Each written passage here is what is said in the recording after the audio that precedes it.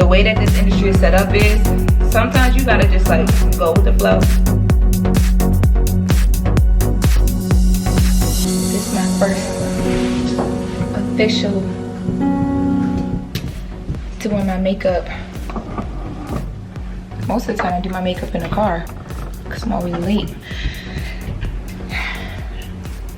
Smoky eye. We about to try and figure this out. You got all the tools? Yeah, I do. Well, majority of everything from the crayon case. My foundation is NYX. Everything else outside of this pretty much is going to be from the crayon case. I'm like super excited to use this makeup, all of the colors and stuff. The branding is G.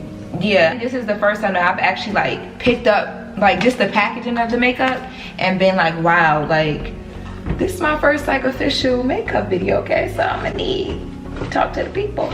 Just started using primer.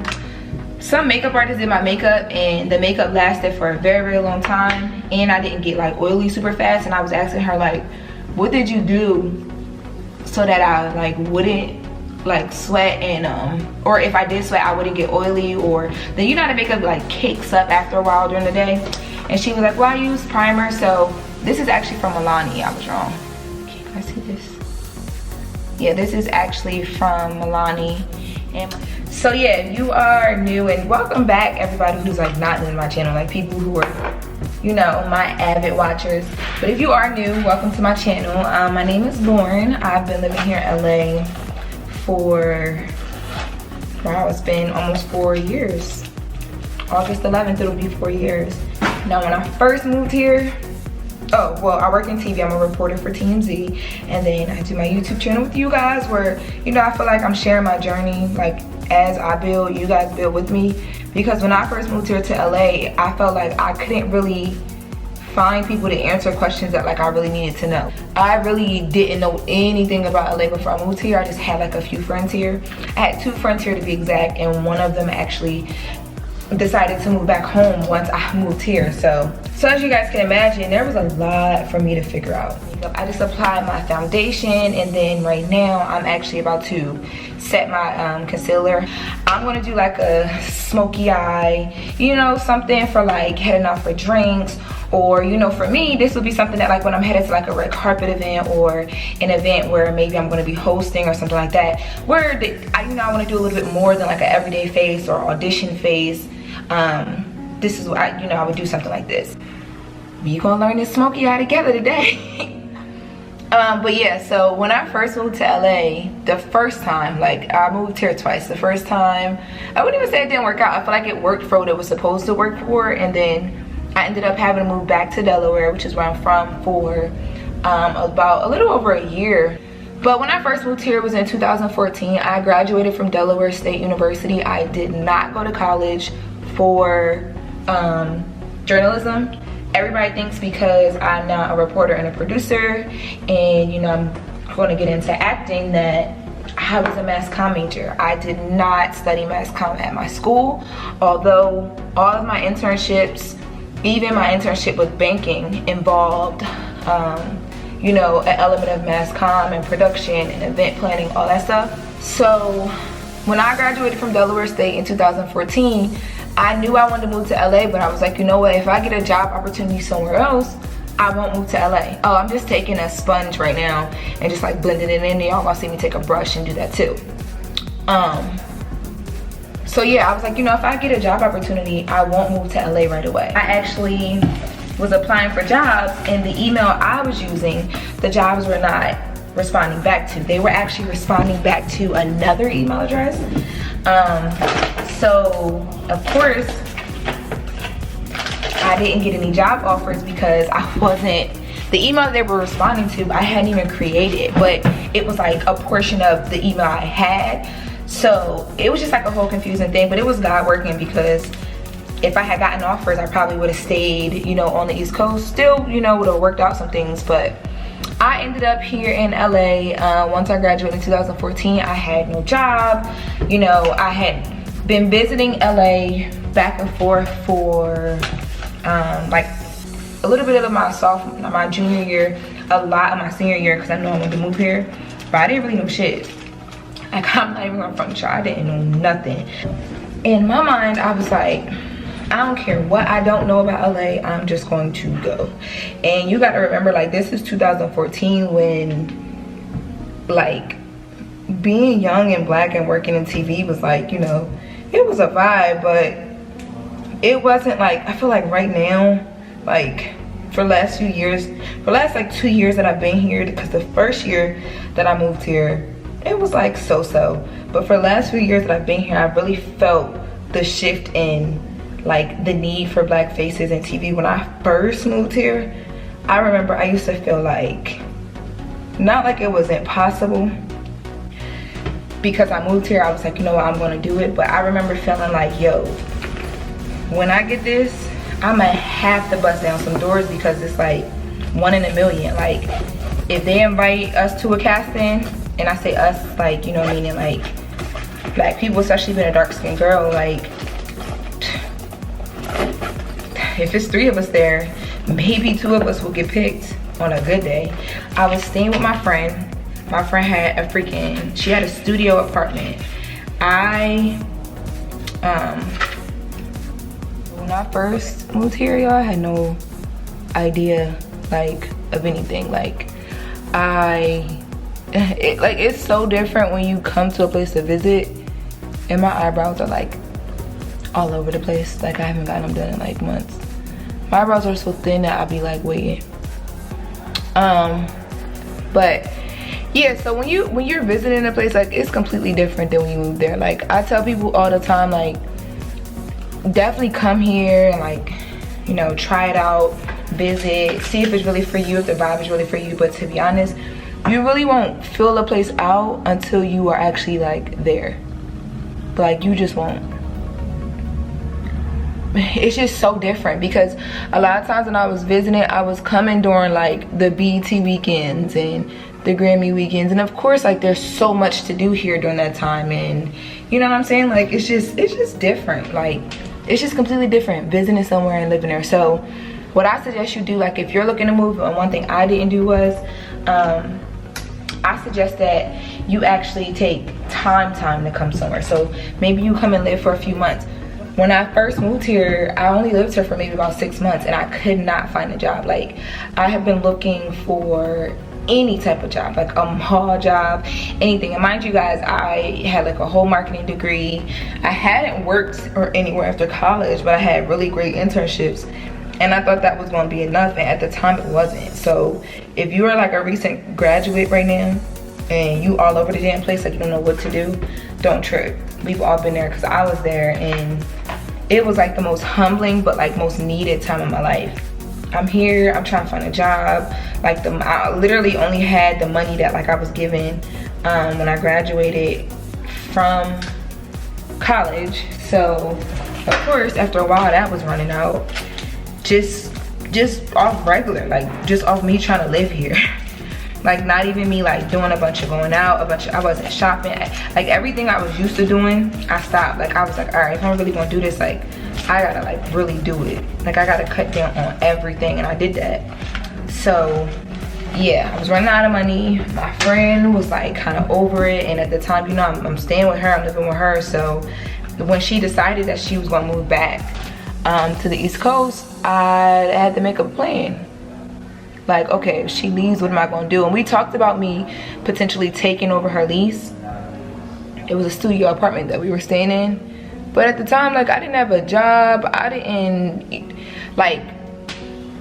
even really know what my credit score was. Stuff I just really did not know. So I was just, you know, at the point where my mom was about to ship my car here, and I just told her, like, wait, don't ship my car. Like, I might be coming back home. I was so annoyed with the fact that I could not find a job. I found an internship though, which actually worked out very well, because that internship actually landed me my job when I moved back. My position with them was amazing. Like, I got to do so much. I got to produce events and produce content, and I just learned a lot. And and during that time, I got my first gig with Angela Simmons in New York. My first on camera gig ever, like, period. So once I did that, you know, that kind of really, I had already kind of bit the entertainment bug when I was in college. But when I did that, I was like, all right, like, this is not you just like being like a a PA, like, you know, you're off camera. Like, sis, like, I was on camera. I remember she posted about me and she uploaded me. My Instagram started going crazy. I got like all these followers. It was just like the rush of it all. I was like, wow. She had started a new YouTube series, and it was like a kind of like a TV show but on YouTube. And y'all know at the time YouTube was new. Like, I think YouTube came around like 2006, and this was 2014. So it was like not as new, but it was still like, for someone to start a show on YouTube was still relatively new. Like, my hair, whatever. Yeah, it gave me the motivation that I needed. I was like, all right, okay, it's time. So then I moved back home. It was needed. Like, sometimes you can't fight the way that things are going. Like, it's just meant for you. Like, it's just supposed to happen like that. And things were really supposed to happen like that for me, because when I tell y'all, me going back home and doing that job, not only did I like get the motivation and get the, like, really get the, okay, you gotta do this, like, this is really for you, but it put me in a position. So when people saw that I was working for her, you know, and a lot of people that I connected with while I was working for her, once she decided to stop doing her show, she was working on Grown Up Hip Hop. I didn't know then it was Grown Up Hip Hop, but she told me, like, you know, she was working on a show, or she told us, she announced it to the team that we'd be taking a pause. Yeah, so once she told us that, I got to the point where I was like, okay, so what are you going to do? Like, are you just going to sit around and wait for the next thing, or are you going to make it work? I had a full-time job with Barclays. I was a marketing associate, but they were so helpful. Like, they used to let me work from wherever I needed to be. So I would be in New York a lot. My mom and me would go to New York a lot.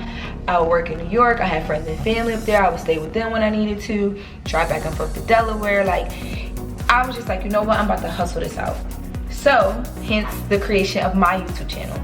So I started this YouTube channel, and if you go back to my older videos, you actually see all of this. Like, you'll see me interviewing celebrities, and I kind of like created my own show because I had so many other different connections and stuff from that I was like, I'm not giving that up.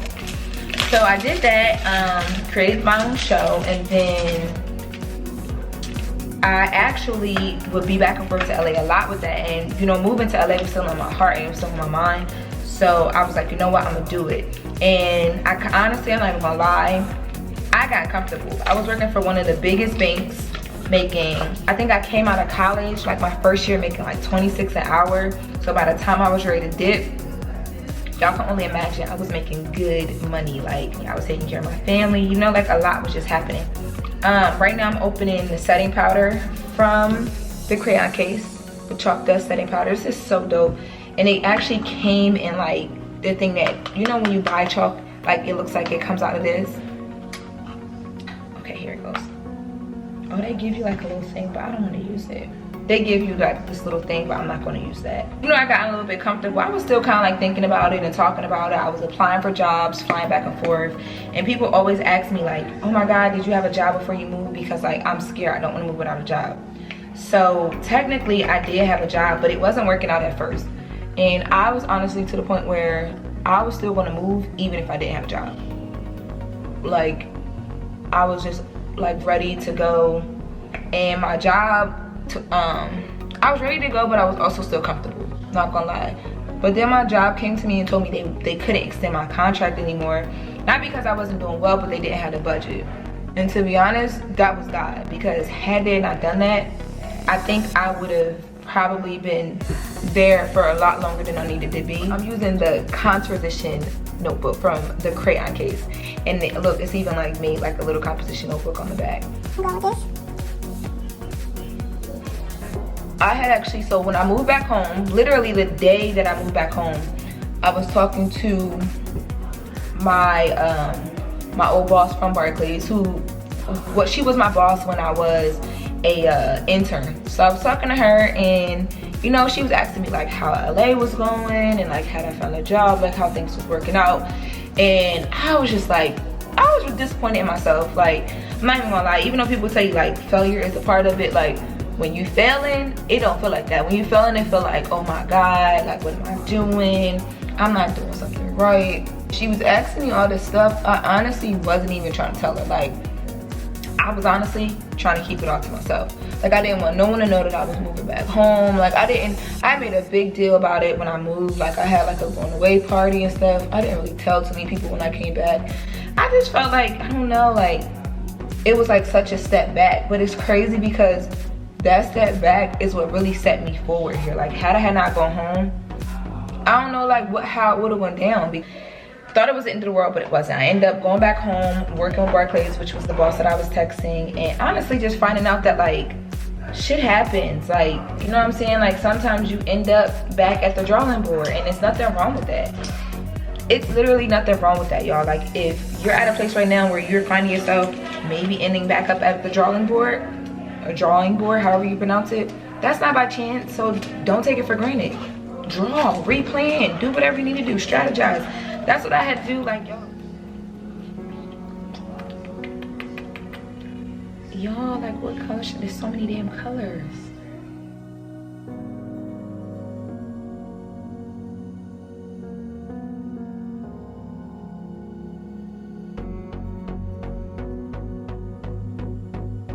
So a lot of y'all probably sitting here like, wait, so you were a publicist, you worked at a bank, you got a marketing degree, not a mass comm degree. I point that out to tell y'all and to say to y'all that there is no ABC to this. Like, literally, there is no ABC to any of this stuff. Anybody who is telling y'all that there is lying to you. I promise you, you will move here with a plan and it will go sideways very fast, because the way that this industry is set up is sometimes you gotta just like go with the flow. Sometimes you gotta work a job that may not be exactly what you want, but it might help you build a relationship that you need. Like, I interned for free, like free. Like, literally, I was running out of money trying to figure out how I was going to continue to make this happen. And I remember calling back home to my mom, and my mom was like, she didn't understand it at the time. She always supported me, but my mom has been an entrepreneur her whole life, so she doesn't understand you doing anything for anybody that doesn't make you any money, and then you don't own it. Like, when I tell y'all, that was the hardest battle with my mom, was getting her to understand, you know, even with my years of interning in New York, she was like, what?